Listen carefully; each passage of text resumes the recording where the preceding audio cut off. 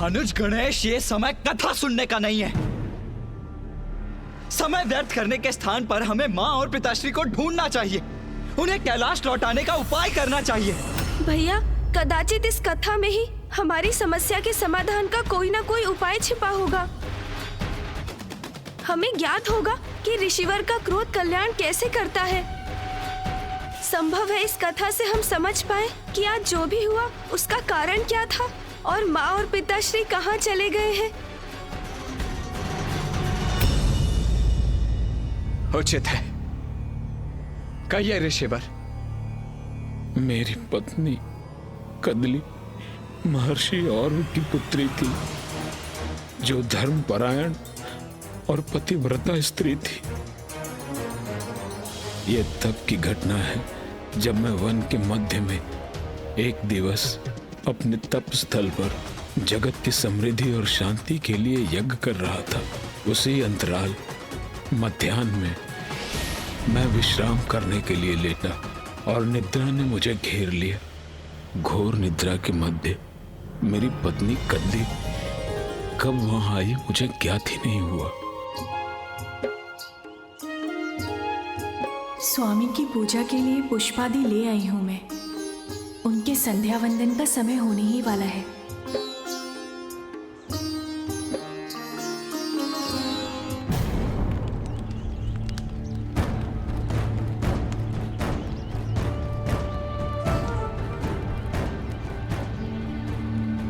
किंतु स्वामी कहाँ हैं? उनका आसन रिक्त क्यों है? ये क्या, मेरे जाने के पूर्व स्वामी विश्राम करने गए थे? संध्या वंदन का समय हो गया है, किंतु उनकी निद्रा भंग नहीं हुई।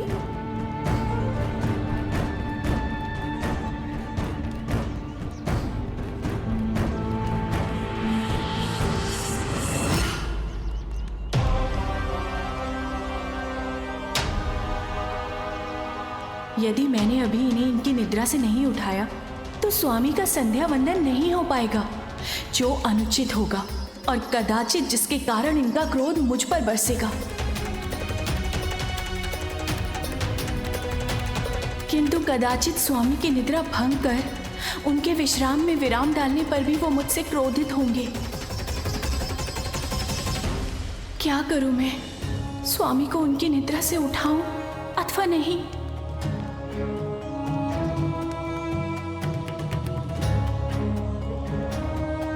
संध्या वंदन पूजा और उसके उपरांत यज्ञ तो अत्यंत महत्वपूर्ण है। ये पूजा मेरे स्वामी ऋषि दुर्वासा के धर्म पालन के साथ साथ लोक कल्याण हेतु उनके यज्ञ के लिए भी आवश्यक है। मुझे स्वामी को निद्रा से जगाना ही होगा, फिर वो मुझ पर क्रोध ही क्यों ना करें। उनकी पत्नी होने के नाते मैं उन्हें अपना धर्म भंग करने नहीं दे सकती।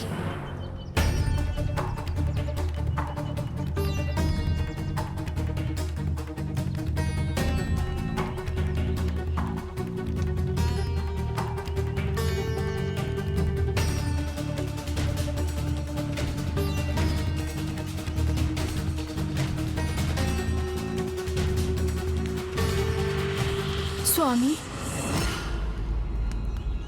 स्वामी उठिए, उठिए स्वामी।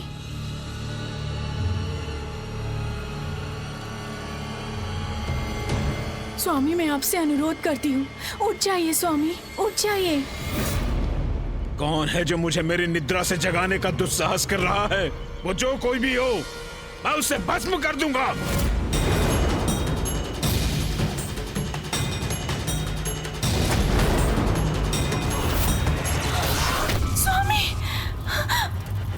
कदली!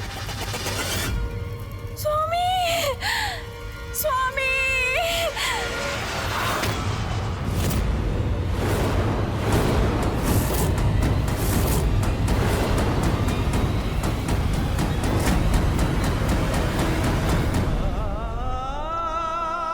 कदली, ये कैसा घोर अनर्थ हो गया कदली।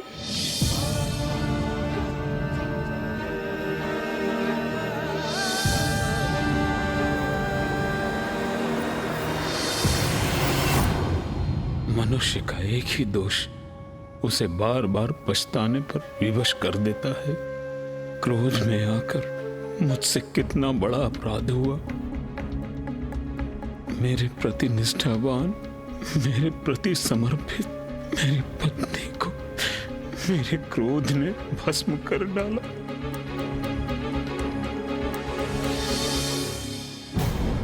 ऋषिवर, जो भी हुआ बहुत दुखद हुआ, किंतु इसमें किसी का कल्याण कहाँ? गणेश जी, ये समझने के लिए आपको पूरी कहानी सुननी पड़ेगी।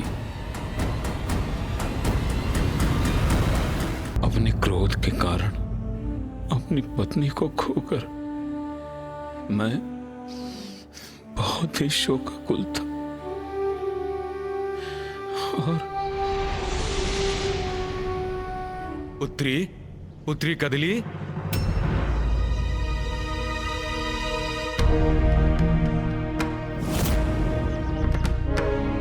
कदली, पुत्री कदली। ऋषि अर्व यहाँ बिना किसी पूर्व सूचना के। पुत्री कदली कहाँ हो? मैं अत्यंत व्याकुल था, अपनी पत्नी की भस्म से दूर नहीं जा पा रहा था और उसी समय कदली के पिता ससुर श्री ऋषि और वो अपनी पुत्री से भेंट करने वहां आ गए। अरे देखो, मैं आया हूँ तुमसे मिलने। बेटी कहाँ हो? ऋषि दुर्वासा। मैं ससुर श्री से कैसे कहूँ कि मैंने क्रोध वश में उनकी पुत्री को भस्म कर दिया। मेरे इस अपराध का दंड तो मुझे मिलना ही चाहिए, किंतु एक पिता अपनी पुत्री का एहसान देखकर कैसे सह सकेंगे? कहीं वो ये सुनकर अपना ही कोई अनिष्ट कर बैठे तो। मैं समझ ही नहीं पा रहा था कि मैं करूं तो क्या करूं। एक पिता को कैसे बताऊं कि मेरी क्रोधाग्नि से उनकी पुत्री और मेरी पत्नी भस्म हो चुकी है। प्रणाम ऋषि दुर्वासा। मैं अपने तीर्थ यात्रा से लौट रहा था। मार्ग में आपका तपोस्थल भी पड़ता था, तो मैंने सोचा क्यों ना अपनी प्रिय पुत्री कदली से भेंट करता चलूं। कहाँ है पुत्री? दिखाई नहीं दे रही है। ऋषिवर के प्रश्न का क्या उत्तर दूं मैं? क्या हुआ ऋषि दुर्वासा? कोई बात है क्या? सब कुशल तो है? ऋषि दुर्वासा, मेरा मन व्याकुल हो रहा है। पुत्री कदली, कहाँ है मेरी पुत्री? कहाँ है मेरी पुत्री कदली? बताइए। ऋषिवर, आपकी पुत्री और मेरी पत्नी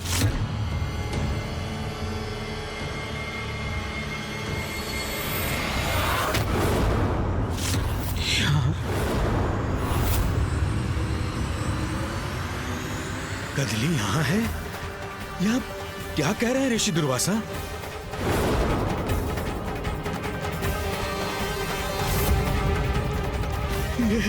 ये भस्म अर्थात कदली नहीं। ऋषिवर, मैं गहरी निद्रा में था।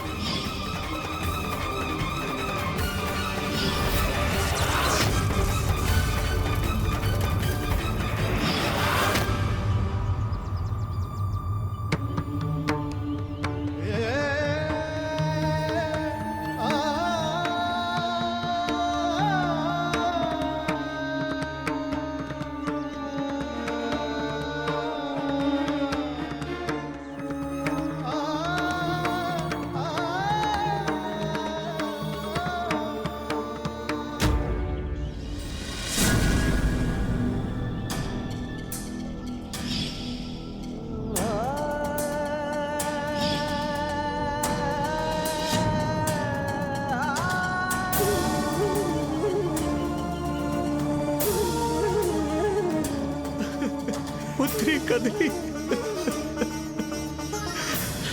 मेरे क्रोध के कारण ये घोर अनर्थ हुआ है ऋषिवर। अपराधी मैं हूं, ये मेरा अपराध है ऋषिवर। दंडित कीजिए मुझे, शाप दीजिए मुझे ऋषिवर, शाप दीजिए।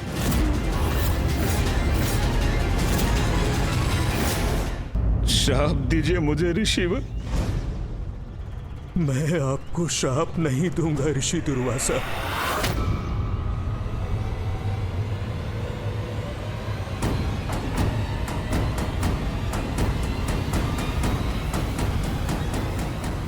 आइए, आप में और मुझ में यही भेद है।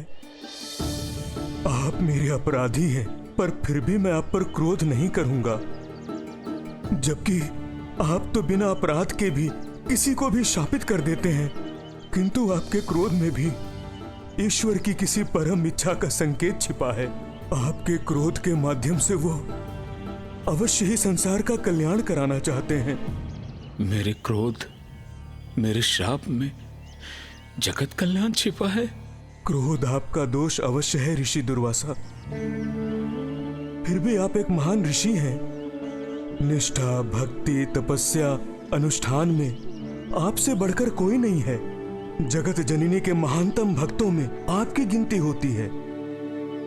इसीलिए आप अपने तप की शक्ति से इस शाप को भी मेरी पुत्री और अपनी पत्नी के लिए वरदान में भी परिवर्तित कर सकते हैं।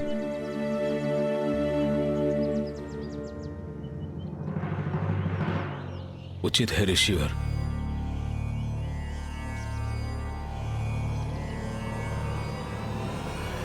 देवी कदली को अपने अनेकों जन्मों के पुण्य के कारण महाफल प्रदान करने वाली वृक्ष बनने का सौभाग्य प्राप्त होगा। ऐसा फल जो प्रत्येक पूजा और यज्ञ का भाग बनेगा, जो समस्त जीवों को संपूर्ण पोषण देगा, और ये मेरे वरदान के कारण होगा। देवी कदली, मैं तुम्हें वरदान देता हूं, तुम कदली फल के वृक्ष के रूप में उत्पन्न होगी।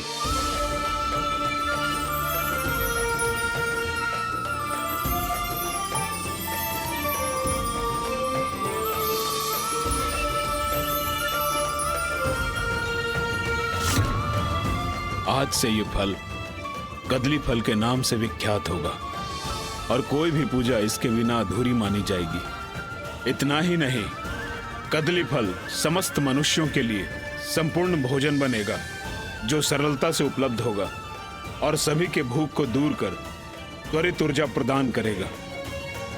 ऋषिवर का शाप तो जग के लिए वरदान बन गया। जगत को एक ऐसा फल मिला जो हर पूजा के लिए आवश्यक है। आशा है ऋषिवर के इस क्रोध का भी अब कोई ऐसा ही फल मिलने वाला है। किंतु इस समय महत्वपूर्ण ये है कि पिताश्री और माँ है कहाँ चले गए? ये मैंने आवेश में आकर क्या कर दिया? अपने ही कठोर वचनों से माता को आहत कर दिए। जगत कल्याण का कारण बना देती है। मेरी क्रोधाग्नि में मेरी पत्नी के भस्म होने के बाद भी मां ने मेरे भीतर प्रेरणा जगाकर मुझे शक्ति दी कि मैं उस भस्म को जगत कल्याण के लिए पौष्टिक फल में परिवर्तित कर सकूं। ये माता का अपने पुत्र के प्रति असीम स्नेह और कृपा का उदाहरण है। मुझे पूर्ण विश्वास है कि महादेव और माता के प्रति मेरे कठोर वचन में भी जगत कल्याण का कोई कारण छिपा है।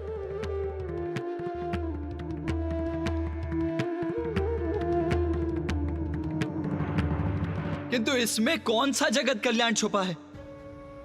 हमें तो यह भी ज्ञात नहीं है कि माँ और पिताश्री कहाँ चले गए हैं। जो भी होता है उसके पीछे अवश्य कोई कारण होता है पुत्र। ऋषि दुर्वासा उचित कह रहे हैं। उनका महादेव और देवी पार्वती के प्रति कठोर शब्दों का प्रयोग और महादेव और देवी पार्वती का अंतर्ध्यान होना, इसमें अवश्य उनकी ही कोई लीला छुपी है।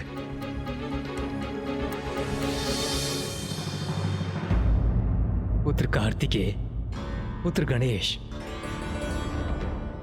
समय के साथ साथ सब स्पष्ट हो जाएगा, किंतु सर्वप्रथम हमें यह ज्ञात करने की आवश्यकता है कि महादेव और देवी पार्वती गए कहाँ हैं। आपको भक्तों की चिंता ही नहीं। यदि ऐसा है तो आप किसी निर्जन स्थान पर वास क्यों नहीं करते?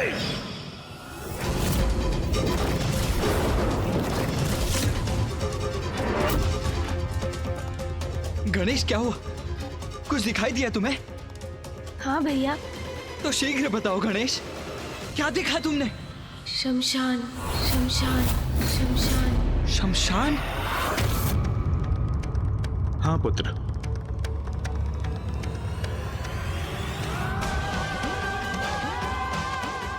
महादेव और माता पार्वती शमशान में वास करने चले गए।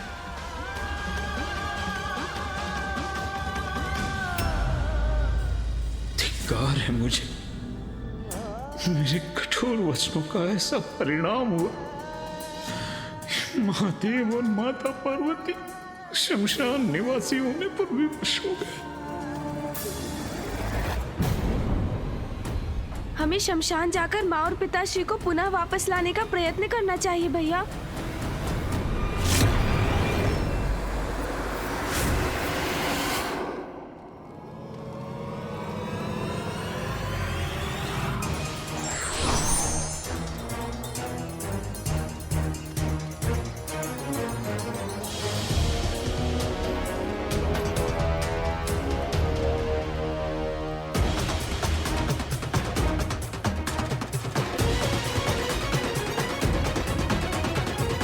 गणेश, तुम्हें पूर्ण विश्वास तो है ना कि माँ और पिताश्री यही हैं, इसी शमशान में?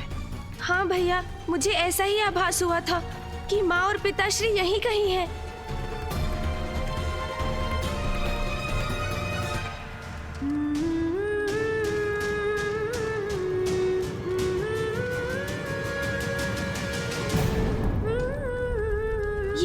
ये तो माँ का ही स्वर है।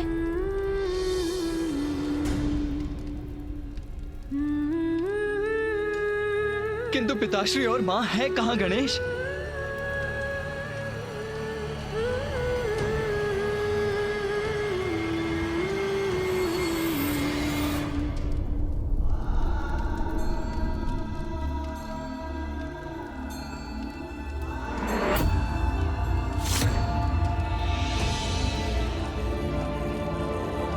वो देखिए भैया, वो रहे माँ और पिताश्री।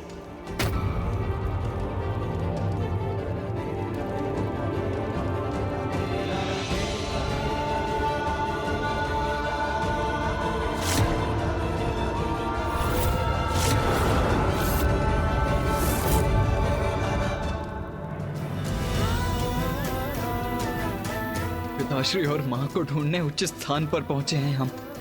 वो यही है।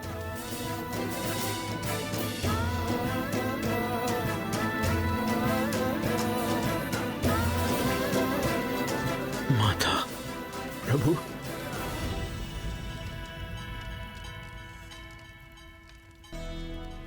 माँ, पिताश्री।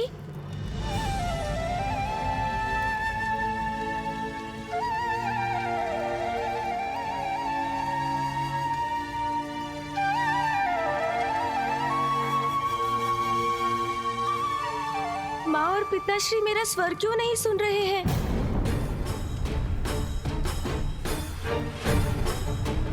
ब्रह्मदेव, महादेव और देवी पार्वती सामान्य नहीं प्रतीत हो रहे हैं। हाँ नारायण, मुझे भी उनमें कुछ भिन्नता का आभास हो रहा है।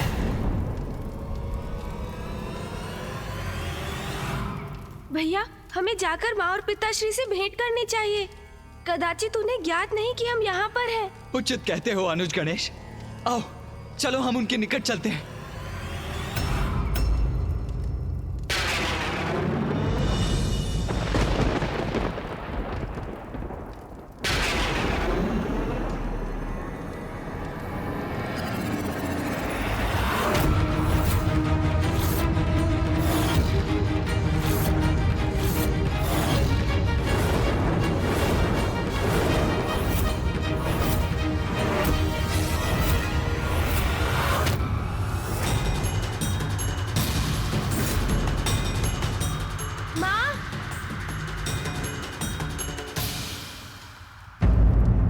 मामा जी, ये क्या है? माँ और पिताश्री ये किस रूप में हैं?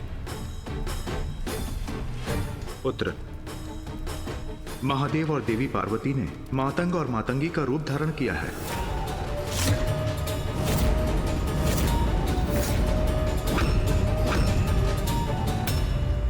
भगवान तो भक्तों से होते हैं। आप एक दूसरे में इतने रमे हैं कि आपको अपने आप की, अपने भक्तों की और अपने कर्तव्य की कोई चिंता ही नहीं। यदि ऐसा है तो ऐसा ही हो जाए। मातंग और मातंगी, ये मैंने क्या कर दिया?